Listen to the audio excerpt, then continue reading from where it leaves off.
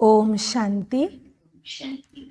आज बहुत ही खुशी का दिन है।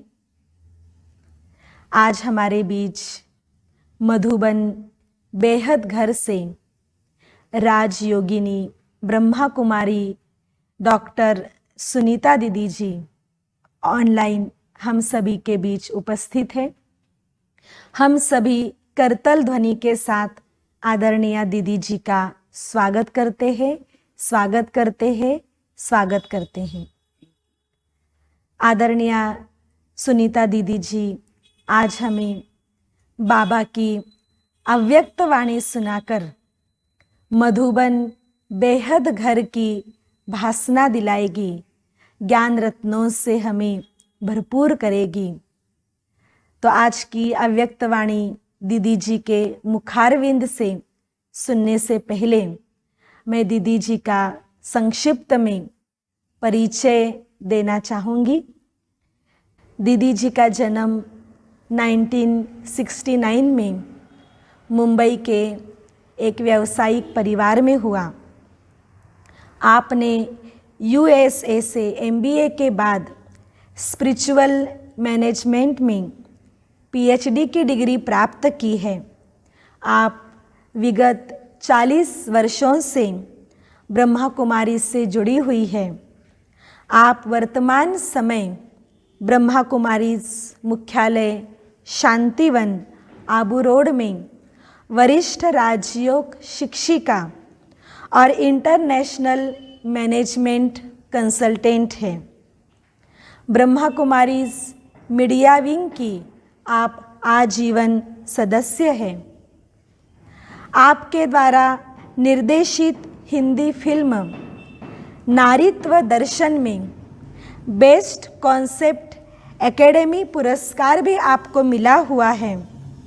आप भारत ही नहीं लेकिन भारत के बाहर Britain, America, Canada, Singapore, Mauritius आदि और दुबई के विभिन्न स्थानों में दौरे कर लोगों को आध्यात्मिक ज्ञान से उनके जीवन मूल्यों से अवगत कराया है।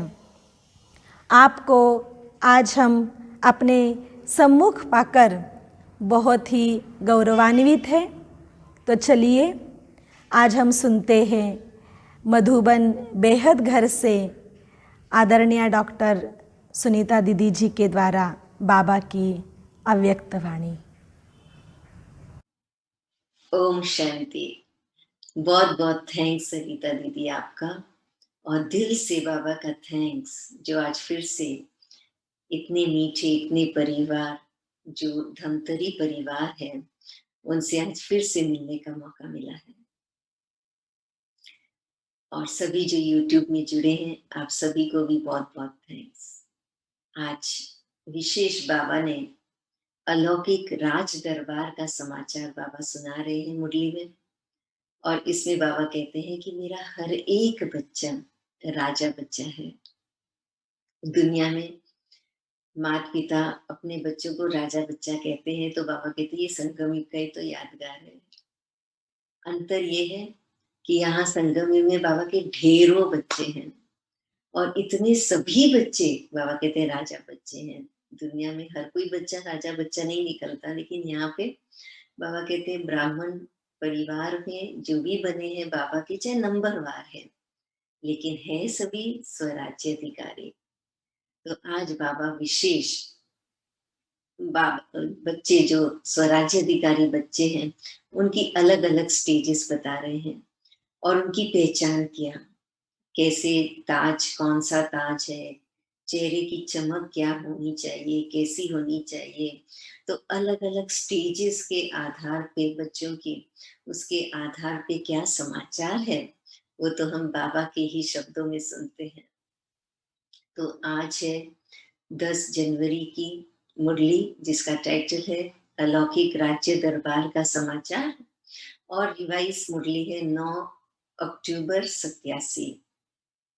तो आज बाप दादा अपने स्वराज्य अधिकारी बच्चों की राज्य दरबार देख रहे हैं। यह संगम युग की निराली श्रेष्ठ शान वाली अलौकिक दरबार। ये कैसी दरबार है?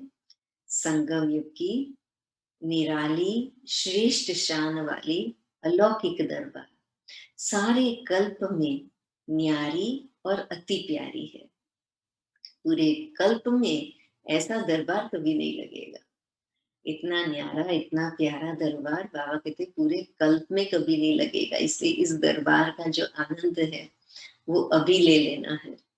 और अब कितना समय शेष है, उस शेष समय में बाबा कहते हैं अपने राज्य अधिकारी स्थिति में हमेशा रहे।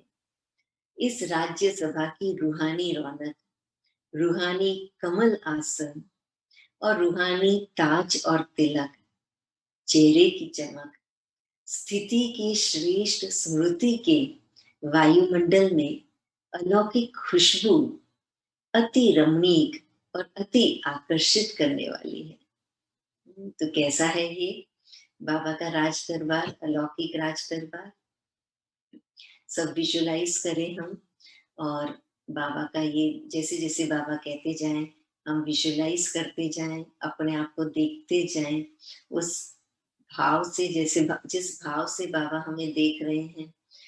तो अभी ही जब इसको विजुलाइज करेंगे और उसी अनुसार अनुभव करेंगे तो वो छाप हो जाएगा, और पूरा दिन फिर हम उसी स्मृति में रहेंगे तो वो हमारे संस्कार बन जाएंगे। तो इसलिए बाबा कहते हैं कि राज्यसभा कैसी है, विजुलाइज करें इसमें क्या क्या है। एक तो रूहानी रौनक है, जिस्मानी रौनक नहीं, रूहानी रौनक है। रूहानी कमल आसन है, तो आत्मा जो है वो रूहानी कमल आसन पर बैठी हुई है, अर्थात पवित्रता का आसन है। बिल्कुल डिटैच्ड है हर बात से, इस देह और देह की दुनिया से, और सिर्फ बाबा से अटैच्ड है। तो ये हो गया रूहानी कमल आसन। और रूहानी ताज और तिलक है, वो भी स्थूल ताज नहीं है, स्थूल तिलक नहीं है, लेकिन ताज कौन सा है? रूहानी ताज, जो लाइट का ताज होता है। बाबा कहते हैं जिम्मेदारी भी है तो कैसी है? निमित्त भाव कर, हम निमित्त है बाबा के बच्चे, तो इसके लिए निमित्त भाव का ताज है, एकदम लाइट, एकदम हल्का। तो ऐसे बाबा कहते हैं रूहानी ताज है। और तिलक बाबा हमेशा कौन सा लगाते हैं? विजय का, सफलता का तिलक ना। तो इसलिए बाबा कहते हैं रूहानी ताज है, रूहानी तिलक है। और चेहरे की चमक, चेहरे की तेज जो है वो बाबा कहते हैं फरिश्ते के चेहरे की तेज है एकदम। तो वो चेहरे की चमक आगे और भी बाबा ने विस्तार से बताया है कि कैसे चेहरे की चमक होनी चाहिए। और स्थिति के श्रेष्ठ स्मृति के वायुमंडल, जितनी जितनी श्रेष्ठ स्मृति होती है वैसी वैसी स्थिति बन जाती है, और वैसा ही फिर वायुमंडल बनता है, और फिर वैसे ही खुशबू फैलती है वायुमंडल में। तो वो अलौकिक खुशबू अति रमणीक है बाबा कहते हैं, और अति आकर्षित करने वाली। ऐसी सभा को देख बाप दादा हर एक राज्य अधिकारी आत्मा को देख हर्षित होते हैं। बाबा क्या करते हैं? हर एक राज्य अधिकारी आत्मा को देखकर हर्षित होते हैं। कितनी बड़ी दरबार है, ऐसी इतनी बड़ी दरबार किसी भी राजा की नहीं रही। द्वापर युग से कोई भी राजा देख लो, लेकिन बाबा कहते हैं कि ऐसी दरबार जहाँ हर कोई राजा है, हर कोई स्वराज्य अधिकारी है। तो बाबा कहते हैं कि कितनी बड़ी दरबार है, हर एक ब्राह्मण बच्चा स्वराज्य अधिकारी है। तो कितने ब्राह्मण बच्चे हैं? सभी ब्राह्मणों की दरबार इकट्ठी करो, सभी ब्राह्मणों की दरबार अगर इकट्ठी करो तो कितनी बड़ी राज्य दरबार हो जाएगी। इतनी बड़ी राज्य दरबार किसी भी युग में नहीं होती। सतयुग से लेकर कलयुग तक किसी भी युग में वाक्य थे इतनी बड़ी राज्य दरबार नहीं होती। यही संगम युग की तो विशेषता है, जो ऊंचे थे ऊंच बाप के सर्व बच्चे स्वराज्य अधिकारी बनते हैं। ऊंचे से ऊंच बाबा के हम सभी बच्चे क्या बनते हैं? स्वराज्य अधिकारी बनते हैं। वैसे लौकिक परिवार में हर एक बाप बच्चों को कहते हैं कि ये मेरा बच्चा राजा बेटा है। वह इच्छा रखते हैं कि मेरा हर एक बच्चा राजा बने। लेकिन सभी बच्चे राजा बन ही नहीं सकते। यह कहावत परमात्म बाप की कॉपी की है। इस समय बाप दादा के सब बच्चे राजयोगी अर्थात स्व के राजे नंबरवार जरूर है, लेकिन है सभी राजयोगी, प्रजा योगी कोई नहीं। राजयोगी मतलब बाबा ने बता दिया। राजयोगी मतलब स्व के राजे, दूसरों के राजा नहीं, दूसरों को कंट्रोल करने वाले नहीं, दूसरों पर हुक्म चलाने वाले नहीं, लेकिन स्व के राजा अर्थात अपने मन बुद्धि संस्कार के राजा। मेरा मन मेरे कंट्रोल में है, मेरी बुद्धि मेरी कंट्रोल में है। जिस समय जो संस्कार का मुझे प्रयोग करना है, जिस शक्ति का मुझे प्रयोग करना है, क्या मैं कर पाता हूँ या कर पाती हूँ? तो बाबा कहते हैं अपने राजा, चाहे है सभी नंबरवार, लेकिन है राजा। और वो ही राजयोगी है, प्रजा योगी नहीं। तो बाप दादा बेहद की राज्य सभा देख रहे थे। सभी अपने को स्वराज्य अधिकारी समझते हो ना। नए नए आए हुए बच्चे राज्य अधिकारी हो, वह अभी भी बनना है। बाबा कहते हर कोई, चाहे कोई नया भी क्यों ना हो, आज ही क्यों न जन्मा हो, लेकिन है वो बाबा का राजा बच्चा। इसलिए कभी ये नहीं सोचे कि मुझे बनना है। बाबा कहते मैं तो हूँ ही राज्य अधिकारी। आगे बाबा ने ये भी कहा है, कभी ये नहीं सोचो कि ये प्राप्त करना है, ये चाहिए वो चाहिए, नहीं, है ही हम विजयी। सब कुछ अच्छा है और सब कुछ अच्छा ही हुआ पड़ा है। तो बाबा कहते हैं हम है ही राज्य अधिकारी, नए नए हैं तो मिलना जुलना सीख रहे हैं। अव्यक्त बाप की अव्यक्त बातें समझने की भी आदत पड़ती जाएगी। फिर भी इस भाग्य को अभी से ही समय पर ज्यादा समझेंगे कि हम सभी आत्माएं कितने भाग्यवान हैं। बाबा कहते हैं ये जो हमारा भाग्य है संगम युग का, उसको बाबा कहते समय पर तो ज्यादा समझेंगे, लेकिन अभी भी इसको समझना है कि हम कितने भाग्यवान हैं। तो बाप दादा सुना रहे थे। क्या सुना रहे बाबा? अलौकिक राज्य दरबार का समाचार। तो बाबा कहते उठते ही कौन सा समाचार सुनो? जो बाबा समाचार सुनाते, दुनिया का समाचार नहीं सुनना है ना। दुनिया के समाचार में दुनिया के पॉलिटिक्स के समाचार क्या क्या है, दुनिया के राज दरबार के समाचार क्या है? इसकी टांग खींची, उसकी टांग खींची, इसको ये किया, उसको वो किया, कैसे किसका बदला लिया जाए। आज उसने मेरे साथ ऐसा किया तो उसको मैं कैसे जो है ईंट का जवाब पत्थर से दूं। तो इस प्रकार की सारी नेगेटिव एनर्जी के समाचार हैं। लेकिन बाबा का राज्य दरबार का समाचार, बाबा क्या कहते हैं कि सभी बच्चे राजा बच्चे हैं। तो बाबा जो है राज्य दरबार का समाचार सुना रहे हैं। तो सभी बच्चों के विशेष ताज और चेहरे की चमक के ऊपर न चाहते भी अटेंशन जा रहा था। ताज ब्राह्मण जीवन की विशेषता, कौन सा ताज है? पवित्रता का ही सूचक है। क्योंकि लाइट का ताज है तो पवित्रता का ताज है। जितनी ज्यादा पवित्रता, उतना वो प्रकाश बढ़ता जाता है। तो बाबा कहते हैं कि ताज किसका सूचक है? पवित्रता का। चेहरे की चमक रूहानी स्थिति में स्थित रहने की रूहानियत की चमक है। तो चेहरे की चमक कौन सी है? बाबा ने बहुत अच्छा आगे भी समझाया है कि दुनिया में तो मेकअप करके चेहरे को चमकाते हैं, लेकिन यहाँ पर बाबा कौन सा चेहरा देख रहे हैं? रूहानी चेहरा।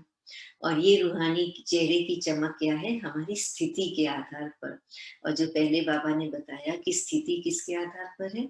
हमारी स्मृति से। तो इसलिए स्थिति में स्थित रहने की रूहानियत की चमक है। साधारण रीति से भी किसी भी व्यक्ति को देखेंगे तो सबसे पहले दृष्टि चेहरे तरफ ही जाएगी। यह चेहरा ही वृत्ति और स्थिति का दर्पण है। किसी को भी देखते हैं तो चेहरे की तरफ दृष्टि जाती है, और उस चेहरे की तरफ जब दृष्टि जाती है तो उससे क्या वाइब्रेशन आता है, उसके अनुसार ही उनके साथ फिर हम मिलना जुलना करते हैं। तो ऐसे ही बाबा कहते हैं कि ये जो रूहानियत का चेहरा है, ये चेहरा ही वृत्ति और स्थिति का दर्पण है। जैसी हमारी वृत्ति, जैसी हमारी स्थिति, वो चेहरे पर, वो वाइब्रेशंस वो चेहरे पर आ जाते हैं। जैसे कोई गुस्से में होता है तो क्या होता है, चेहरे से पता चल जाता है।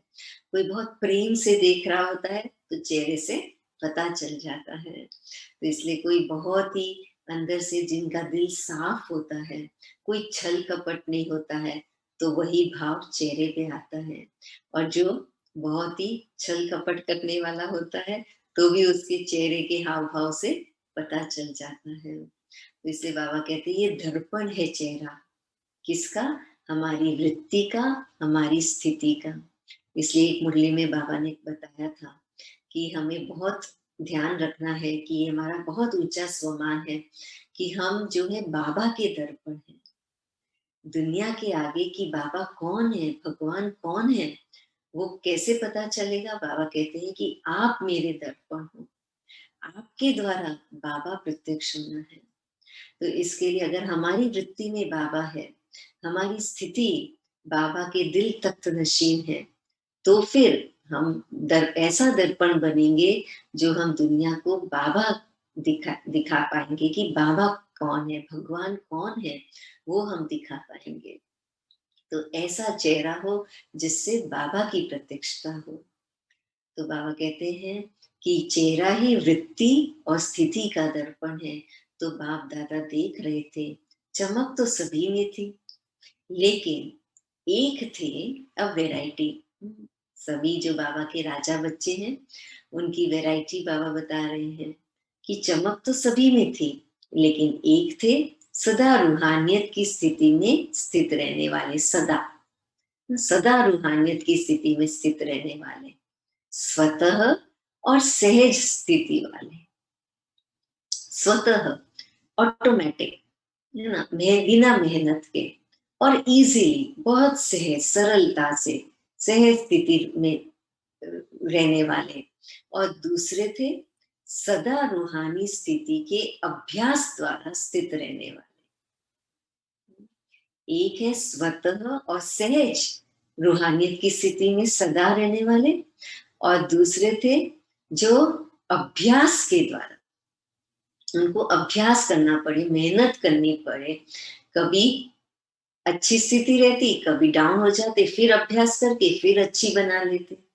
तो सदा अभ्यास के द्वारा है, दोनों सदा ना, वो भी सदा रूहानियत की स्थिति में, ये भी सदा रूहानियत की स्थिति में, लेकिन अंतर क्या है? वो स्वतः और सहज, और ये अभ्यास करते रहते हैं, अभ्यास के द्वारा।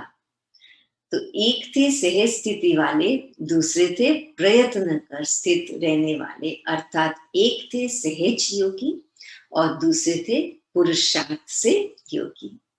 तो ये दो वैरायटी आज बाबा के दरबार में बच्चे अपने आप को चेक करना है कि हम अभी भी पुरुषार्थी अपने आप को कहते हैं कि सहज योगी कहते हैं। अभी भी हम प्रयत्न करते रहते हैं, स्थिति बनाने का प्रयास करते रहते हैं, या स्वतः ही हमारी स्थिति बाबा की श्रेष्ठ मूल्यां, जो बाबा कहते हैं मूल्यों में जो सम्मान देते हैं, उन श्रेष्ठ महावाक्यों की स्मृति हमेशा रहती है। ये हमें चेक करना है। दोनों की चमक में अंतर रहा, तो इसलिए चेहरे की चमक का अंतर किसके आधार पे रहा? वो है स्थिति। और स्थिति भी क्या दो प्रकार की रही? स्वतः और दूसरा प्रयत्नशील सहज स्थिति, या फिर बाबा कहते हैं कैसी स्थिति हो? पुरुषार्थ की स्थिति। ये दो बाबा कहते हैं अंतर रहा। तो उस प्रकार से चेहरे की चमक में भी परसेंटेज रही। उनकी नेचुरल ब्यूटी थी, जो स्वतः और सहज स्थिति वाले थे उनकी नेचुरल ब्यूटी थी, और दूसरों की पुरुषार्थ के द्वारा ब्यूटी थे। तो जैसे आजकल भी मेकअप मेकअप करके ब्यूटीफुल बनते हैं ना, नेचुरल स्वाभाविक ब्यूटी की चमक सदा एक रस रहती है, और दूसरी ब्यूटी कभी बहुत अच्छी और कभी परसेंटेज में रहती है। एक जैसी एक रस नहीं रहती। मेकअप में कभी ऊपर नीचे हो जाता है ना, लेकिन जो नेचुरल होता है वो तो फिर सदा ही स्वतः ही नेचुरल और हमेशा के लिए रहता है, एक रस रहता है। लेकिन अगर पुरुषार्थ से करते हैं और आर्टिफिशियल मेकअप लगाते हैं तो क्या होता है, कम ज्यादा रहेगा, एक रस नहीं रहता है। तो सदा सहज योगी, स्वतः योगी स्थिति नंबर 1 स्वराज्य अधिकारी बनते हैं। नेचुरल स्वाभाविक ब्यूटी की चमक सदा एक रस रहती है, और दूसरी ब्यूटी कभी बहुत अच्छी और कभी परसेंटेज में रहती है, एक जैसी एक रस नहीं रहती। तो सदा सहज योगी स्वतः योगी स्थिति नंबर 1 स्वराज्य अधिकारी बनाती है। जब सभी बच्चों का वायदा है, बाबा कहते हैं जब सभी बच्चों का वायदा है, कौन सा वायदा, ब्राह्मण जीवन अर्थात एक बाप ही संसार है। ब्राह्मण जीवन अर्थात एक बाप ही संसार है, वह एक बाप दूसरा न कोई। जब संसार ही बाप है, दूसरा कोई है ही नहीं, तो स्वतः और सहज योगी स्थिति सदा रहेगी ना, वह मेहनत करनी पड़ेगी। अगर कोई दूसरा है, अगर दूसरा कोई है तो मेहनत करनी पड़ती है, यहाँ बुद्धि न जाए वहां जाए, लेकिन एक बाप ही सब कुछ है, फिर बुद्धि कहाँ जाएगी। जब जा ही नहीं सकती तो फिर अभ्यास भी नहीं करेंगे। जब बुद्धि जा ही नहीं सकती तो अभ्यास भी क्या करेंगे। इसलिए बाबा ने 2 वैरायटी बच्चे तो बताया, और 2 वैरायटी बच्चे क्यों हैं उसका कारण भी अभी बाबा बता रहे हैं। क्यों ऐसा है कि किसी की स्वतः और सहज स्थिति है, और क्यों ऐसा है कि कोई पुरुषार्थ ही करता जा रहा है, अभ्यास ही करता जा रहा है। तो कारण क्या बताया बाबा ने, जिसकी स्वतः और सहज स्थिति है उसका उसकी क्या स्थिति है, एक बाप दूसरा न कोई। उसकी बुद्धि दूसरी तरफ जाती ही नहीं, उसके लिए दूसरा कोई है ही नहीं। जो है वो सिर्फ बाबा ही बाबा है। कोई बहाना ही नहीं कि अरे ये भी तो जरूरत है ना, इसको भी तो चाहिए ना। कभी कभी क्या करते हैं ब्राह्मण बच्चे, बहाना देते हैं। कई बच्चे हैं, कहते हैं बाबा कहते हैं ना 25% बाबा मार्क्स देते हैं, बाबा से संतुष्ट, 25% स्व से संतुष्ट, 25% ड्रामा से संतुष्ट, 25% कहते हैं कि जो और दूसरे लोग हैं, परिवार के लोग हैं, उनसे संतुष्ट था। इसलिए फिर उनको भी तो सब राजी करना पड़ता है ना, क्योंकि उनसे भी तो संतुष्टता का सर्टिफिकेट लेना है। इसलिए उनकी भी दुआएं लेनी है, तो इसलिए उनको भी सब कुछ करना पड़ता है, उनके साथ ही व्यवहार रखना पड़ता है। तो बाबा कहते हैं कि बाहर से हम भले सबके साथ रिस्पेक्ट रखें, रिस्पेक्ट से सबके साथ व्यवहार रखें, सबके लिए दिल में प्रेम हो, शुभ भावना हो, सब कुछ हो, और जो व्यवहार करते हैं लेन देन का, जो भी संबंध संपर्क में आते हैं, उसको हम निस्वार्थ भाव से करते भी हैं। लेकिन सहारा, बुद्धि का सहारा, वो सिर्फ एक बाबा हो। अगर कोई भी परिस्थिति आ जाए उस समय पहले कौन याद आता है। बाबा ने एक बार कहा था कि यदि आपको बीमारी होती है, उस समय पर भी पहले डॉक्टर याद आता है या पहले बाबा याद आता है। तो यदि बुद्धि का सहारा एक बाबा है, सर्व संबंध अगर एक बाबा से के साथ है, तो सबसे पहले बाबा ही याद आएगा। ये जो कुछ भी निमित्त डॉक्टर्स हैं या जो कोई व्यक्ति है, ये सब निमित्त मात्र है, लेकिन करण करावनहार बाबा है। इसलिए अगर एक बाबा है, बुद्धि में सिर्फ एक बाबा है, तो फिर क्या होगा, दूसरी तरफ बुद्धि जाएगी ही नहीं। फिर बाबा किसी को निमित्त बना दे तो वो एक अलग बात है। लेकिन हम खुद पुरुषार्थ करके उनको याद करते हैं, उनके पीछे जाते हैं, उनको सहारा मानते हैं और उनसे हम कहते हैं, तो फिर क्या होता है, उन पे डिपेंडेंट हो जाते हैं। और जब डिपेंडेंट हो जाते हैं किसी पर भी, तो फिर क्या होगा, उनकी जो स्थिति होगी, जिस एनर्जी लेवल में वो होंगे, हमारे हम भी उसी के प्रभाव में आ जाएंगे। फिर जो श्रेष्ठ स्थिति में जो जिस नजर से बाबा हमें देखते हैं, वो स्थिति में हम नहीं रह पाते हैं। और इसलिए फिर क्या करना पड़ता है, फिर हमें पुरुषार्थ करना पड़ता है, वापस हम उस श्रेष्ठ स्थिति में पहुंचे। लेकिन यदि एक बाबा है, दूसरा न कोई है, तो फिर हम किस पर डिपेंडेंट है, सिर्फ बाबा पे डिपेंडेंट है। और बाबा की स्थिति की एनर्जी लेवल क्या है, एकदम हाईएस्ट है। इसलिए फिर हमें पुरुषार्थ नहीं करना पड़ता, क्योंकि बुद्धि का संग बाबा के साथ है, तो जैसा संग वैसा रंग स्वतः ही लग जाता है। इसलिए बहुत बाबा कहते हैं ध्यान देना है कि हमारी बुद्धि कहाँ जाती है, किसको याद करती है, क्योंकि जिसको याद करेगी, जिसके संग हो जाएगी, उसका रंग लग जाएगा, उसकी स्थिति का प्रभाव हमारे पर पड़ जाएगा। इसलिए एक बाप दूसरा न कोई। तो बाबा कहते हैं कि हमें क्या करना है, अगर दूसरा बुद्धि, दूसरा कोई है, तो बुद्धि उधर जाएगी। और एक बाबा ही सब कुछ है, तो फिर बुद्धि कहाँ जाएगी। जब जा ही नहीं सकती, तो अभ्यास भी क्या करेंगे। अभ्यास में ही तो अंतर होता है ना। एक है स्वतः अभ्यास, है ही है, और दूसरा होता है मेहनत वाला अभ्यास। तो स्वराज्य अधिकारी बच्चों का, बाबा क्या कहते हैं, स्वराज्य अधिकारी बच्चों का सहज अभ्यासी बनना, यही निशानी है सहज योगी स्वतः योगी की। उनके चेहरे की चमक अलौकिक होती है, तो चेहरा देखते ही अन्य आत्माएं अनुभव करती हैं कि यह श्रेष्ठ प्राप्ति स्वरूप सहज योगी है। जैसे स्थूल धन व स्थूल पद के प्राप्ति की चमक चेहरे से मालूम होती है कि यह साहूकार कुल का व उच्च पद अधिकारी है, ऐसे ही यह श्रेष्ठ प्राप्ति, श्रेष्ठ राज्य अधिकार अर्थात श्रेष्ठ पद की प्राप्ति का नशा व चमक चेहरे से दिखाई देती है। जैसे ब्रह्मा बाबा का चेहरा देखें, कितना रूहानी नशे में, कितना नारायणी नशे में बाबा हमेशा रहे। तो बाबा के चेहरे से ही वो नारायणी नशा जैसा झलकता था। इसलिए हरेक को घर बैठे बैठे साक्षात्कार होता था बाबा और श्री कृष्ण का। तो ऐसे ही बाबा कहते हैं कि दुनिया में भी जो साहूकार लोग होते हैं, क्योंकि उनके पास सब कुछ संपन्न होता है, तो उनके चेहरे से झलकता है।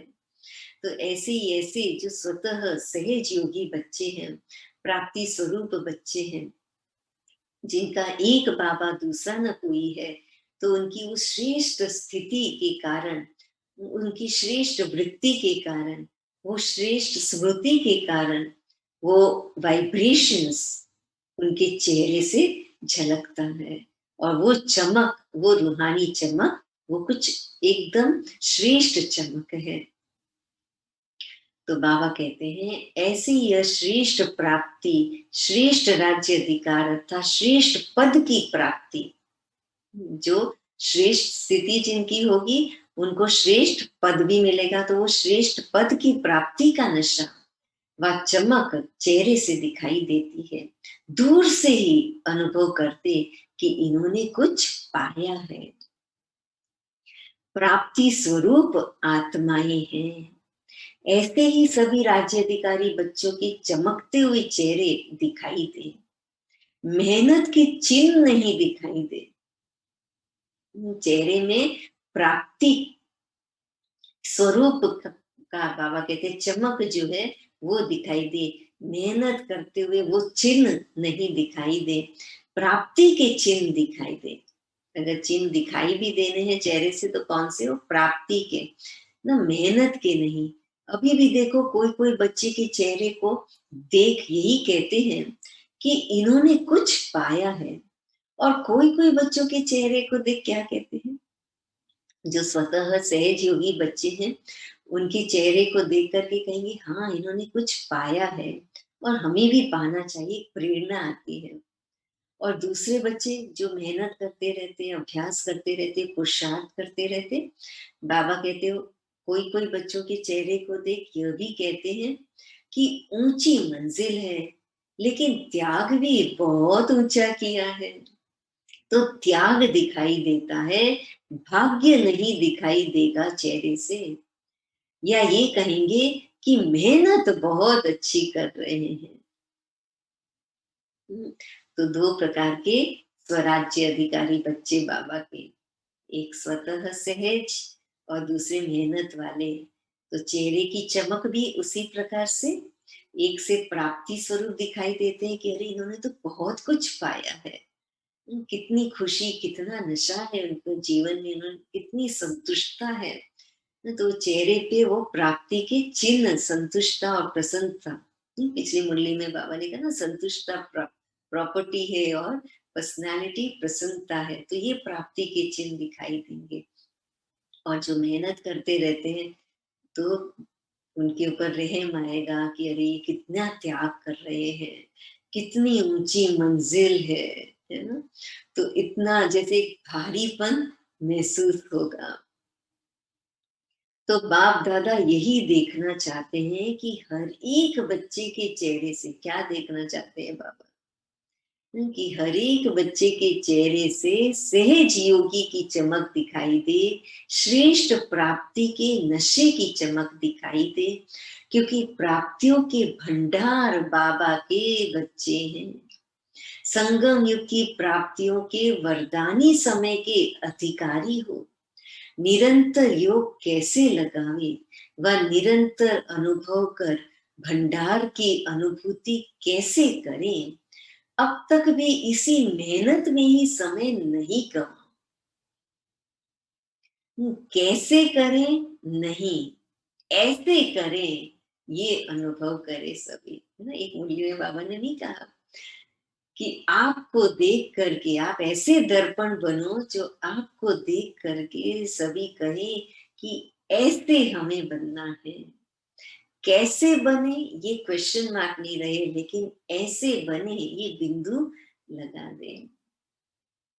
तो इसलिए बाबा कहते हैं कि कैसे करें, अब तक भी इस मेहनत में ही समय नहीं गवाओ, लेकिन प्राप्ति स्वरूप के भाग्य को सहज अनुभव करो, क्योंकि ये वरदानी समय है। स्वयं भाग्य विधाता वो ये भाग्य का वरदान दे रहे हैं। तो फिर बाबा से वो वरदान लेते हुए सहज अनुभव करे सब कुछ। समाप्ति का समय समीप आ रहा है। अब तक किसी न किसी बात की मेहनत में लगे रहेंगे तो प्राप्ति का समय तो ऐसे ही समाप्त हो जाएगा ना, मेहनत में ही। फिर प्राप्ति स्वरूप का अनुभव कब करेंगे। इसलिए ये नहीं वेट करो कि ना ये परिस्थिति चली जाएगी तब हम ये अनुभव करेंगे, ऐसा हो जाएगा ना तब ये अनुभव करेंगे, ये आत्मा ठीक हो जाए ना तब हम ये अनुभव करेंगे। नहीं, बाबा कहते हैं परिस्थिति चाहे कैसी भी हो, इसी वक्त इसी क्षण मुझे श्रेष्ठ स्थिति का अनुभव करना है, प्राप्ति स्वरूप का अनुभव करना है। परिस्थिति को तो देखना ही नहीं है, देखना है अपने अंदर की दुनिया, बाबा की दुनिया को देखना है और बाबा को देखते रहना है। और जैसे ही बाबा को देखेंगे तो बाबा तो सर्व भंडारों, सर्व भंडार भरपूर बाबा के पास है और उसकी वर्षा बाबा हमारे पर कर रहे हैं। तो उसकी प्राप्ति स्वरूप में हम रहे। नीचे की दुनिया की जो भी स्थिति है, देह और देह की दुनिया की जो भी स्थिति है उसको नहीं देखें, लेकिन हम अपने बाबा के साथ रहें। ऐसे नशे में रहे जैसे ब्रह्मा बाबा रहते थे ना। कितना बाबा के सामने सब परिस्थितियां थी, क्या परिस्थिति नहीं थी बाबा की। यहाँ तक कि बाबा की इज्जत के ऊपर भी था सब कुछ, कि सब कुछ चला गया, अब क्या रहेगा, है ना, अब क्या होगा। तो लेकिन बाबा के सामने कोई क्वेश्चन मार्क नहीं। यहाँ तक कि जो आए थे सरदार तलवार लेकर के बाबा को मारने के लिए भी, फिर भी फिर भी बाबा की स्थिति कैसी रही? आओ बच्चे, आओ बच्चे। बाबा ने उसका वो जो संस्कार है, नेगेटिव संस्कार, मारने का, वो नहीं देखा। बाबा ने उस आत्मा के ओरिजिनल संस्कार देखे। तो बाबा हमेशा जो है नारायणी नशे में रहते थे। बाबा जो है हमेशा बाबा की स्मृति में रहते थे, अपने भविष्य ऊंचे पद की स्मृति में रहते थे। तो हमें भी वही फॉलो फादर करते रहना है। हमें ये दुनिया की परिस्थितियों को नहीं देखना है और वेट नहीं करना है कि ये बदल जाए तब हम वो स्थिति बना लेंगे, नहीं।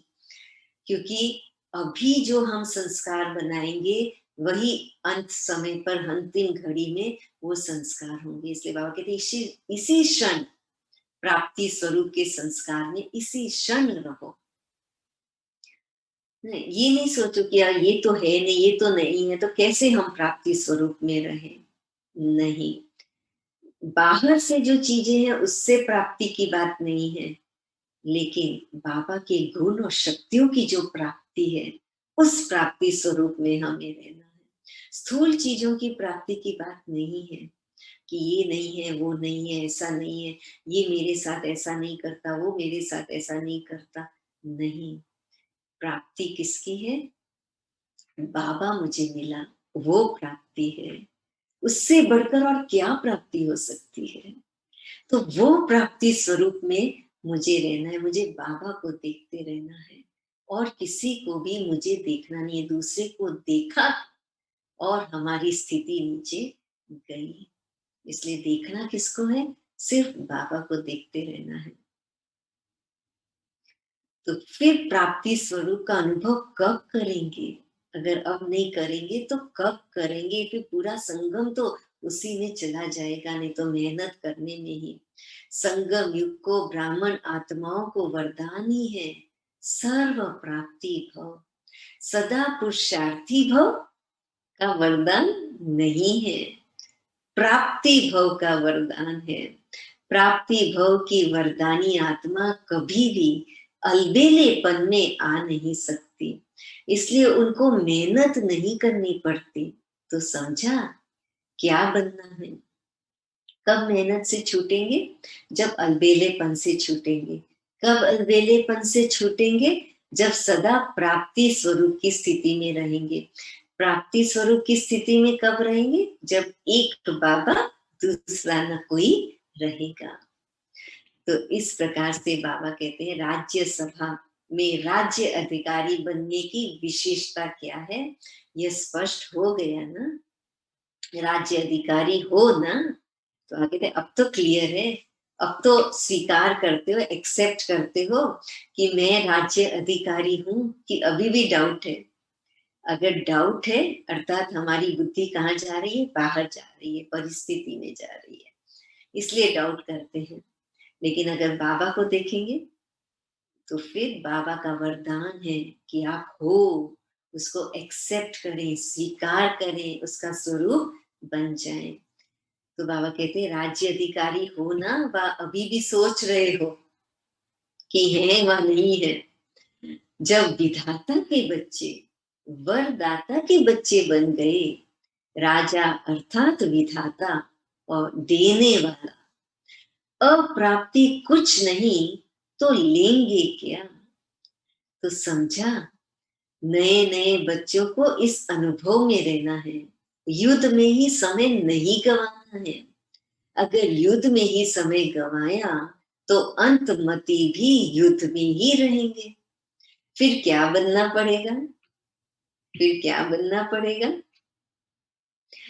चंद्रवंशी में जाएंगे व सूर्यवंशी में? बाबा कहते चेक करो अपने आप ही। युद्ध वाला तो चंद्रवंशी में ही जाएगा। युद्ध वाला कहाँ जाएगा? चंद्रवंशी में ही जाएगा। चल रहे हैं, कर रहे हैं, हो ही जाएंगे, पहुंच जाएंगे। अभी तक ऐसा लक्ष्य नहीं रखो। अब नहीं तो कब नहीं।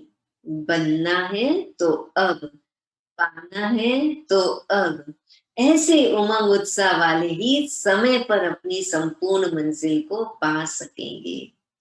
त्रेता में राम सीता बनने के लिए तो कोई भी तैयार नहीं है। जब सत्युग सूर्यवंशी में आना है तो सूर्यवंश अर्थात सदा मास्टर विधाता और वरदाता, लेने की इच्छा वाला नहीं। मदद मिल जाए, यह हो जाए तो बहुत अच्छा, पुरुषार्थ में अच्छा नंबर ले लेंगे। मदद मिल जाए, इसकी मदद मिल जाए, उसकी मदद मिल जाए, बाबा की मदद मिल जाए, ऐसा हो जाए वैसा हो जाए तो हम पुरुषार्थ में नंबर ले लेंगे। नहीं, मदद मिल रही है, सब हो रहा है। इसको कहते हैं स्वराज्य अधिकारी बच्चे। अंडरलाइन करने की बात है आज की, इसको पक्का करने की बात है कि मदद मिल जाए, ये हो जाए तो ऐसा करेंगे नहीं। कहते अब नहीं तो कभी नहीं। और अभी प्राप्त करने के लिए क्या सोच रहे हैं? मदद मिल रही है, सब कुछ हो रहा है।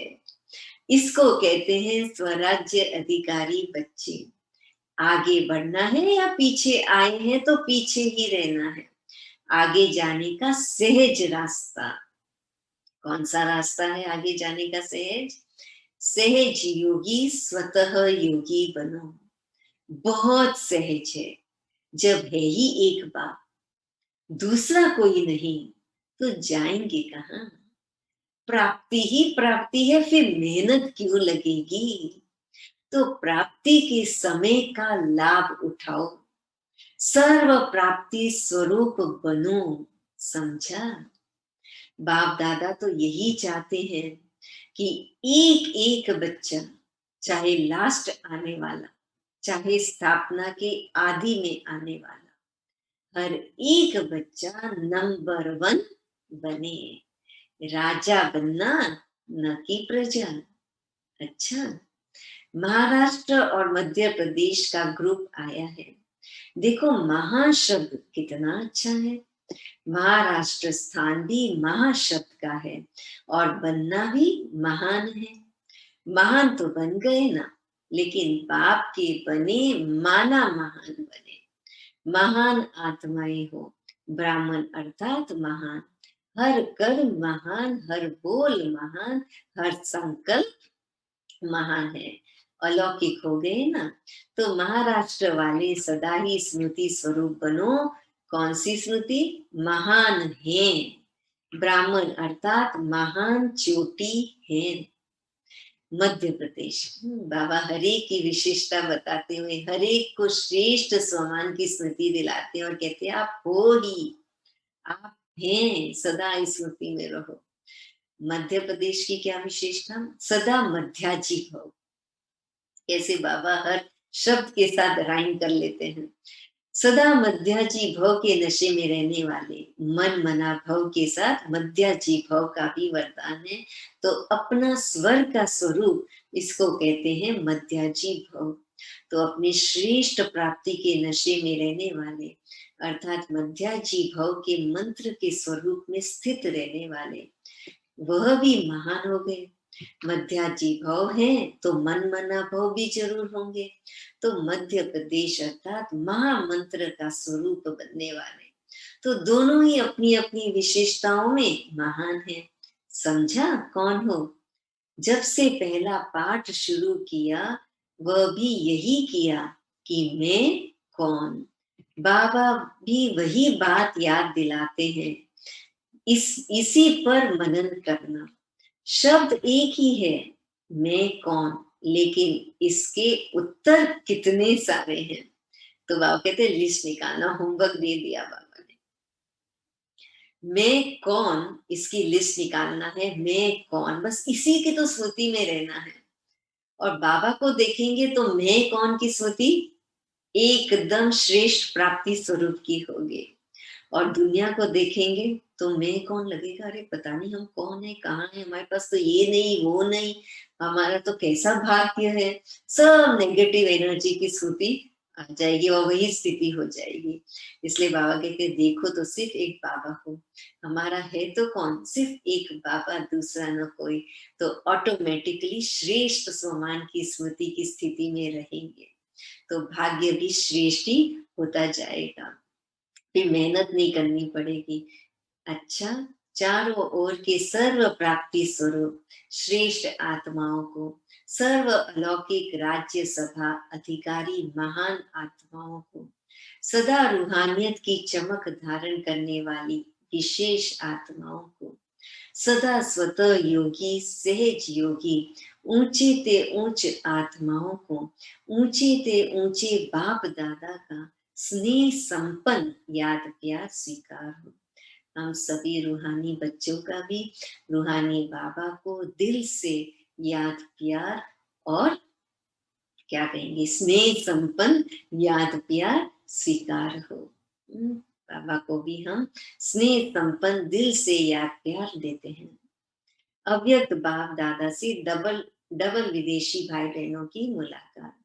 डबल विदेशी अर्थात सदा अपने स्वस्वरूप, स्वदेश, स्व राज्य की स्मृति में रहने वाले। डबल विदेशियों को विशेष कौन सी सेवा करनी है? अभी साइलेंस की शक्ति का अनुभव विशेष रूप से आत्माओं को कराना। कौन सा अनुभव कराना है? साइलेंस की शक्ति का। यह भी विशेष सेवा है। जैसे साइंस की पावर नामी ग्रामी है ना, तो बच्चे बच्चे को मालूम है कि साइंस क्या है, ऐसे साइलेंस पावर विदेश में क्या है, हर बच्चे को साइंस के पावर की नॉलेज होती है। हर एक छोटे बच्चे को जो है मोबाइल से लेकर हर चीज का वो उसका ज्ञान होता है और उसको कैसे यूज करना होता है उसको पता रहता है। इसलिए बाबा कहते हैं साइंस का तो नॉलेज सबको है, बच्चे बच्चे को। ऐसे ही साइलेंस पावर जो साइंस से भी ऊंची है, वह दिन भी आना है कि साइलेंस के पावर की प्रत्यक्षता अर्थात बाबा की प्रत्यक्षता। जैसे साइंस प्रत्यक्ष प्रूफ दिखा रही है, वैसे साइलेंस पावर का प्रैक्टिकल प्रूफ है आप सबका जीवन, है ना। साइंस का प्रूफ हम देख रहे हैं क्या है, वैसे बाबा कहते हैं साइलेंस पावर का प्रूफ क्या है। बाबा कहते हैं हमारा जीवन, हमारे जीवन से बाबा की प्रत्यक्षता, ये है साइलेंस पावर की प्रूफ। जब इतने सब प्रैक्टिकल प्रूफ दिखाई देंगे तो न चाहते हुए भी सभी की नजर में सहज आ जाएंगे। तो जो बाबा कहता है, एक एक बाबा का महावाक्य, हम उसके स्मृति स्वरूप बने, ये है प्रैक्टिकल में लाना कि स्मृति स्वरूप बने। और जितना हम उसको प्रैक्टिकल हमारे जीवन में लाएंगे तो बाबा कहते हम न भी चाहेंगे तो भी सहज सबकी नजर में आ जाएंगे। जैसे यह पिछले वर्ष पीस का कार्य किया ना, इसको स्टेज पर प्रैक्टिकल में दिखाया, ऐसे ही चलते फिरते पीस के मॉडल दिखाई दे तो साइंस वालों की भी नजर साइलेंस वालों के ऊपर अवश्य जाएगी। ये मुरली 1987 की है और 1986 इंटरनेशनल ईयर ऑफ पीस में सारे पीस के अंतर्गत कार्यक्रम हुए थे। तो इसलिए बाबा कहते हैं अभी ये 2021 भी फिर से जो है international year of peace and trust के नाम से घोषित कर दिया गया है। तो इसलिए बाबा कहते हैं साइलेंस वालों की भी नजर साइंस वालों की भी नजर साइलेंस वालों के ऊपर अवश्य जाएगी। समझा? साइंस की इन्वेंशन विदेश से ज्यादा होती है तो साइलेंस की पावर का आवाज भी वहां से सहज फैलेगा। सेवा का लक्ष्य तो है ही, सभी को उमंग उत्साह भी है। सेवा के बिना रह नहीं सकते, जैसे भोजन के बिना रह नहीं सकते, ऐसे सेवा के बिना भी रह नहीं सकते। इसलिए बाप दादा खुश हैं। अच्छा, पार्टियों से अव्यक्त बाप दादा की मुलाकात। स्वदर्शन चक्रधारी श्रेष्ठ आत्माएं बन गए, ऐसे अनुभव करते हो? स्व का दर्शन हो गया ना, अपने आप को जानना अर्थात स्व का दर्शन होना और चक्र का ज्ञान जानना अर्थात स्वदर्शन चक्रधारी बनना। जब स्वदर्शन चक्रधारी बनते हैं तो और सब चक्र समाप्त हो जाते हैं। देह अभिमान का चक्र, कौन कौन से चक्र हैं? देह भान का चक्र, संबंध का चक्र, समस्याओं का चक्र, माया के कितने चक्र हैं, लेकिन स्वदर्शन चक्रधारी बनने से सारे चक्र समाप्त हो जाते हैं। समस्याओं के चक्र, संबंध के चक्र, देह भान के चक्र, कहते एक एक को खत्म नहीं करना है, लेकिन क्या करना है? स्वदर्शन चक्रधारी बनना है। रावण के एक एक के सिर को नहीं काटना है, लेकिन नाभि में तीर लगाना है, अर्थात स्व की स्थिति में स्थित हो जाना है। बाबा कहते हैं जैसे ही स्व की स्थिति में स्थित हो गए तो स्वदर्शन चक्रधारी से सारे सिर खत्म, सारे दूसरे चक्र समाप्त। इसलिए ये नहीं कहना है ये समस्या ठीक हो जाए तो एक समस्या ठीक होगी दूसरी आएगी, दूसरी ठीक होगी तीसरी आएगी, क्योंकि कलयुग है ना, सागर में है तो लहरें तो आती ही रहेंगी। ये तो नहीं कहेंगे ये लहरें तू रुक जा मुझे पार जाना है, नहीं, लहरें तो आती ही रहेंगी, समस्याएं तो आती ही रहेगी, लेकिन मुझे अपनी स्वस्थिति में रहना है। और जो खिवैया है शिव बाबा, जो बाबा खिवैया है उसको अपने साथ रखते रहना है, उसको देखते रहना है। तो वो खिवैया जो है उसकी जवाबदारी फिर बन जाती है, फिर वो जो है नैया पार कर देता है। तो इसलिए बाबा कहते हैं कि सारे चक्र कब समाप्त होंगे? जब स्वदर्शन चक्रधारी बनेंगे तो सब चक्रों से फिर हम निकल जाते हैं, नहीं तो जाल में फंसते जाते हैं और ऐसी रॉयल माया आ जाती है। फिर सोचते हैं कि नहीं ऐसा नहीं, ये हो जाए फिर वो हो जाए, काश ये हो जाता, काश मेरे पास ऐसा हो जाता, काश ऐसा, और फिर धीरे धीरे उसका दुख अनुभव होना शुरू हो जाता है और फिर धीरे धीरे उस नेगेटिव एनर्जी में बह जाते हैं। जैसे बाबा कहते हैं वो दलदल जैसे अपनी ओर खींच लेता है। लेकिन अगर स्वदर्शन चक्रधारी में रहेंगे, जो बाबा कहते हैं उसी की स्मृति का मनन चिंतन करते उसका स्वरूप बनेंगे अभी इसी वक्त। बाबा कहते हैं अभी इसी वक्त, हमेशा याद रखें अभी इसी वक्त मुझे बनना है। पास्ट इज पास्ट, भविष्य के बारे में नहीं सोचना है, अभी इसी वक्त मुझे वो बनना है। और हम हैं ही उस स्मृति में रहना है, तो क्या होगा? सब चक्र से बाहर निकल आएंगे, और नहीं तो जाल में फंसते जाएंगे। तो पहले फंसे हुए थे अब निकल गए, 63 जन्म तो अनेक चक्रों में फंसते रहे और इस समय इन चक्रों से निकल आए, तो फिर फंसना नहीं है। बाबा मिले, एक बार दिल से हमने बाबा कह दिया कि हम सब चक्र से मुक्त हो गए। अब बाबा कहते हैं अब बाबा को भूले तो चक्र में फिर से फंस जाएंगे, इसलिए अब फिर से फंसना नहीं है, ये अटेंशन रखना है। अनुभव करके तो देख लिया ना, इतने 63 जन्म अनुभव करके देख लिया, अनेक चक्रों में फंसने से सब कुछ गवा दिया, और स्वदर्शन चक्रधारी बनने से बाबा मिला तो सब कुछ मिल गया। तो सदा स्वदर्शन चक्रधारी बन, माया जीत बन, आगे बढ़ते चलो, इससे सदा हल्के रहेंगे, किसी भी प्रकार का बोझ अनुभव नहीं होगा। बोझ ही नीचे ले आता है और हल्का होने से ऊंचे उड़ते रहेंगे। तो उड़ने वाले होना, कमजोर तो नहीं। अगर एक ही पंख कमजोर होगा तो भी नीचे ले आएगा, उड़ने नहीं देगा। इसलिए दोनों ही पंख मजबूत हो तो स्वतः उड़ते रहेंगे। स्वदर्शन चक्रधारी बनना अर्थात उड़ती कला में जाना। कितनी अच्छी बात बाबा ने हमें समझाई। और भी जो हमारी स्वराज्य अधिकारी की स्थिति को मजबूत करने के लिए और विशेष गहरी बात बाबा ने हमें बता दी। और वो क्या बताई बाबा ने कि सारे जो चक्र हैं उनसे हम निकल गए ऑलरेडी, बाबा ने हमें निकाल दिया, बाबा के हमें बन गए, बाबा मिल गया, सब कुछ मिल गया। तो अब वापस उन चक्रों में बाबा कहते हैं नहीं जाना है, नहीं फंसना है, नहीं देखना है, सिर्फ एक बाबा को देखते रहना है।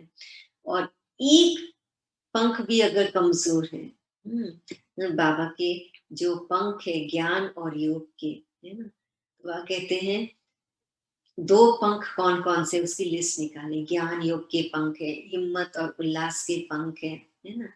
तो बाबा कहते हैं कि ऐसे अलफ और बे, मन मना भव मध्याजी भव, तो वह कहते हैं दोनों पंख हैं, दोनों पंख जो है वो मजबूत रहे, ज्ञान का भी मनन चिंतन चलता रहे, तो उसका स्वरूप भी योग में भी मन मना भव होकर एक बाबा की स्मृति स्वरूप भी हम बनते जाएं। तो इसलिए बाबा कहते हैं ऐसे पंखों से हम उड़ते रहें, दोनों ही पंख मजबूत हो तो स्वतः उड़ते रहेंगे। स्वदर्शन चक्रधानी बनना अर्थात उड़ती कला में जाना। अच्छा, राजयोगी श्रेष्ठ योगी आत्माएं हो ना, साधारण जीवन से सहज योगी राजयोगी बन गए। ऐसी श्रेष्ठ योगी आत्माएं सदा ही अतीन्द्रिय सुख के झूले में झूलती हैं। हठ योगी योग द्वारा शरीर को ऊंचा उठाते हैं और उड़ने का अभ्यास करते हैं। वास्तव में आप राजयोगी ऊंची स्थिति का अनुभव करते हो। वो शरीर को ऊंचा उठाने का अभ्यास करते हैं कि धरती से शरीर ऊंचा उठ जाए। और बाबा कहते हैं हम स्थिति को ऊंचा उठाते हैं। कितनी बाबा की गहरी बातें हैं। तो इसलिए बाबा कहते हैं कि जब बाबा की स्मृति रहेगी तो ये गहरी बातों का भी अनुभव होगा। और दुनिया के देखते रहेंगे तो फिर क्या होगा, फिर नीचे अवस्था में आ जाएंगे। तो इसलिए बाबा को देखते रहना है। तो राजयोगी ऊंची स्थिति का अनुभव करते हो, इसको ही कॉपी करके वो शरीर को ऊंचा उठाते हैं। लेकिन आप कहाँ भी रहते हैं, ऊंची स्थिति में रहते हो, इसलिए कहते हैं योगी ऊंचा रहते हैं। इसलिए कहावत है कि योगी ऊंचा रहते हैं। इसलिए हिमालय पर जा जा करके योग तपस्या करते हैं। और बाबा हमें क्या कहते हैं, ऊंची स्थिति में रहना, ये है हिमालय पर, ऊंचे हिमालय पर बैठ करके तपस्या करना। तो मन की स्थिति का स्थान ऊंचा है, क्योंकि डबल लाइट बन गए। तो जितना ऊंचा जाते हैं उतना हल्का अनुभव, ऑक्सीजन लेवल भी कैसे हो जाता है, लाइट हो जाता है।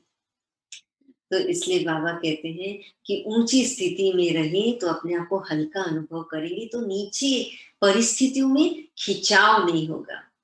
जब परिस्थिति को देखते हैं, बोझ अनुभव करते हैं, तो नीचे उतर आते हैं। तो बोझिल आत्मा तो उड़ नहीं सकता। तो डबल लाइट बनना है, डबल पंख से उड़ते रहना है। तो बाबा कहते हैं ऊंचा उड़ना है। कैसे भी फरिश्तों के लिए कहा जाता है ना, वैसे भी फरिश्तों के लिए कहा जाता है कि फरिश्तों के पांव धरती पर नहीं होते। फरिश्ता अर्थात जिसका बुद्धि रूपी पांव धरती पर न हो, देह भान में न हो, देह भान से सदा ऊंचे, ऐसे फरिश्ते अर्थात राजयोगी बन गए। अभी इस पुरानी दुनिया से कोई भी लगाव नहीं, इस पुरानी दुनिया से कोई लगाव नहीं, ऐसे फरिश्ते हम बन गए, ऊंचे उड़ते हुए फरिश्ते, देह भान से सदा ऊंचे। सेवा करना अलग चीज है, लेकिन लगाव ना हो। योगी बनना अर्थात बाप और मैं, तीसरा न कोई। तो सदा इसी स्मृति में रहो कि हम राजयोगी सदा फरिश्ता हैं। इस स्मृति में सदा आगे बढ़ते रहेंगे। राजयोगी सदा बेहद के मालिक है। राजयोगी कौन है? जो सदा बेहद के मालिक है, हद के मालिक नहीं। हद से निकल गए, बेहद का अधिकार मिल गया। हद से निकल गए, बेहद का अधिकार मिल गया। इसी खुशी में रहो। जैसे बेहद का बाप है, वैसे बेहद की खुशी में रहो, नशे में रहो।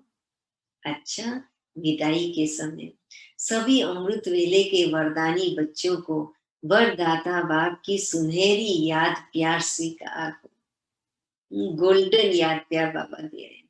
साथ साथ सुनहरी दुनिया बनाने की सेवा की सदा प्लान मनन करने वाले और सदा सेवा में दिल व जान सिक व प्रेम से तन मन धन से सहयोगी आत्माएं अभी को सभी को बाप दादा गुड मॉर्निंग डायमंड मॉर्निंग कर रहे हैं और सदा डायमंड बन इस डायमंड युग की विशेषता को वरदान और वर्षे में लेकर स्वयं भी सुनहरी स्थिति में स्थित रहेंगे और औरों को भी ऐसे ही अनुभव कराते रहेंगे।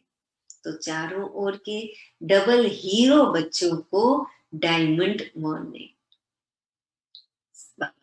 सुनहरे समय की सुनहरी दुनिया बनाने वालों को सुनहरी मॉर्निंग गोल्डन मॉर्निंग भी कर रहे हैं और सदा बाबा कहते हैं चारों ओर के हीरो बच्चों को डबल हीरो, एक तो हीरे प्योर हीरे डायमंड और एक हीरो पाटदारी, ऐसे डबल हीरो को डायमंड मॉर्निंग। अच्छा, वरदान क्या है आज बाबा की मुरली का? रहम दिल की भावना द्वारा। कौन सी भावना रखनी है? रहम की भावना। रहम दिल की भावना द्वारा अपकारी पर भी उपकार करने वाले शिव चिंतक भव। कैसी भी कोई भी आत्मा हो, चाहे तमोगुणी हो, चाहे सतोगुणी हो, संपर्क में आए, लेकिन सभी के प्रति शुभ चिंतक अर्थात अपकारी पर भी उपकार करने वाले। कभी भी किसी भी आत्मा के प्रति घृणा दृष्टि न हो, क्योंकि जानते हो कि यह अज्ञान के वशीभूत है, बेसमझ है। उनके ऊपर रहम व स्नेह आए, घृणा नहीं आए। शुभ चिंतक आत्मा ऐसा नहीं सोचेगी कि इसने ऐसा क्यों किया, लेकिन इस आत्मा का कल्याण कैसे हो, यही है शुभ चिंतक की स्टेज। उसने ऐसा क्यों किया, ये हमें पता है कि ये आत्मा बेसमझ है, इसको ज्ञान नहीं है, ये विवश आत्मा है। इसलिए क्यों क्या नहीं करेंगे कि ऐसा क्यों किया, लेकिन इसका कल्याण कैसे हो, बाबा कहते ये है शुभ चिंतक। अपकारी पर भी उपकार करना, रहम दिल बनना। स्लोगन, तपस्या के बल से, बाहुबल से नहीं, तपस्या के बल से असंभव को भी संभव कर सफलता मूर्त बनो। कोई भी हम परिस्थिति में हैं, कोई भी बड़ा विघन क्यों ना हो, कितनी भी बड़ी असफलता हमारे सामने दिखाई क्यों ना दे रही हो, लेकिन उस असफलता में भी हम सफलता का अनुभव तब कर सकेंगे जब हम तपस्वी बने, जब हमारी तपस्या एक बाप दूसरा न कोई, तो वह विधाता भाव जो है, भाग्य विधाता भाव बाबा जो है, वो हमारे भाग्य में सफलता लिख देता है। इसलिए वो हमें ऐसी कलम दे देते हैं जिससे हम अपने ही भाग्य में सफलता को लिख सकते हैं। एक बहन ने मुझे मैसेज किया कि मैं ये परीक्षा देने वाली हूँ और इस परीक्षा में मुझे सफल होना है, क्योंकि इसके आधार पर ही जो है मुझे अच्छा जॉब मिलेगा और कमाई होगी और परिवार को हम चला सकेंगे, क्योंकि मेरे हस्बैंड का भी जॉब चला गया है। तो इसलिए मैं ये पढ़ाई कर रही हूँ दीदी, आप प्रार्थना करना कि मैं इसमें जो है पास हो जाऊं, तो अच्छे मार्क्स से पास हो जाऊं, अच्छे ग्रेड से पास हो जाऊं, ताकि मुझे अच्छा जॉब मिले, मुझे सफलता मिले। तो कैसे मिलेगी? तो उसको यही बताया कि बाबा ने जैसे मुरली बाबा ने कहा कि आप हो ही प्राप्ति स्वरूप, आप हो ही सफलता। तो हमेशा बाबा कहते अपने को याद करें कि मैं तो हूं ही सफलता का सितारा, मैं हूं ही बहुत अच्छा भाग्यशाली सितारा।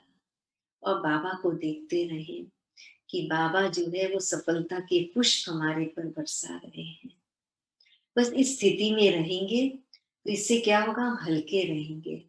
और जितना जो हल्का रहता है, ऊंची स्थिति में रहता है, तो उसका इंट्यूशन पावर अच्छा होता है। तो बाबा इंट्यूशन देते हैं कि बच्चे ऐसे करो, श्रीमत देते हैं। और उस श्रीमत पर हम जब चलते हैं तो वो कर्म जो हम करते हैं, श्रेष्ठ कर्म करने की जो कलम शुरू हो जाती है, तो उससे सफलता जो है हमारे भाग्य में ऑटोमेटिकली नोंद होता जाता है। तो इसलिए बाबा कहते हैं तपस्वी मूर्त बनेंगे तो क्या होगा, असंभव को भी हम संभव करेंगे और सफलता मूर्त बन जाएंगे, असंभव भी संभव हो जाएगा। और ये हमने अनुभव किया कि एक भाई का जो बैंक का ऐसा खाता था जो वो लोन नहीं दे पा रहा था और उसके लोन के चार्जेस बहुत ज्यादा थे। तो क्या हुआ कि उसने योग किया और योग में बैठ करके बाबा के आगे वो समस्या समर्पण करती और फिर एक ही संकल्प कि ये लोन के चार्जेस भी फ्री कर हो जाएगा, चुकतू हो ही जाएगा और ये चार्जेस भरने नहीं पड़ेंगे। बस एक ही संकल्प की हुआ ही पड़ा है, उससे फ्री हुआ ही पड़ा है। और थोड़े ही दिनों में हुआ क्या, ये असंभव भी संभव हो गया। और जो लोकल ब्रांच था वो तो नहीं कर रहा था, लेकिन हेड ऑफिस से जब बात की तो फिर उस आत्मा ने जो है ना उसको फ्री करवा दिया लोकल में बात करके और कहा कि वैसे हम करते नहीं हैं, लेकिन आपके केस में हम इसको एक्सेप्ट करते हुए इसको फ्री कर रहे हैं। तो असंभव भी संभव हो गया योग के प्रयोग से। और ऐसे कई अनुभव है जिससे असंभव भी संभव हो जाते हैं। इसलिए हमें योग का प्रयोग बाबा कहते हैं करते रहना है, योगी तपस्वी बनना है, साइलेंस पावर को बढ़ाते रहना है। और एक बाबा दूसरा न कोई, बस यही स्थिति में हमेशा रहना है। तो हमेशा हम बाबा के राजा बच्चे बन करके रहे और बाबा को प्रत्यक्ष करते रहे। और अब हम पढ़ते हैं बाबा के का आज 10वां कदम। ब्रह्मा बाबा का 10वां कदम। वो 10वां कदम कौन सा है? 18 कदमों में से अभी हम पढ़ेंगे बाबा का 10वां कदम। और वो है सर्व गुणों में मास्टर सागर।